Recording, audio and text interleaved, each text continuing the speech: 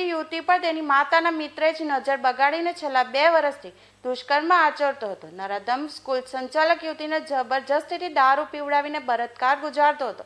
પીડિત યુવતી વિરોધ કરતી તો નરાધમ પટ્ટાથી ઢોર માર મારતો હતો। અંતે કંટાળી જઈને ભોગ બનેલી યુવતી અડાજણ પોલીસ મથકમાં ફરિયાદ નોંધાવી હતી। પોલીસે પ્રાથમિક સ્કૂલના સંચાલકની ધરપકડ કરી વધુ તપાસ હાથ ધરી છે।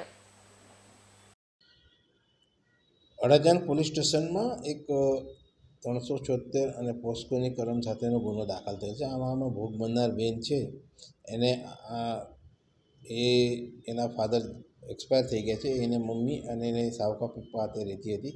ત્યારે એક કેતનભાઈ વાઘરી કરીને છે, આશરે 41 વર્ષની ઉંમરનો છે હાલમાં। એ એના ઘરે આવતો હતો અને 2-3 મહિનામાં આવે અને 2-3 વખત એને આ છોકરી હાથે સંભોગ કરેલ છે। એટલે આવું 6-7 મહિના પહેલાંથી આ ચાલતું હતું।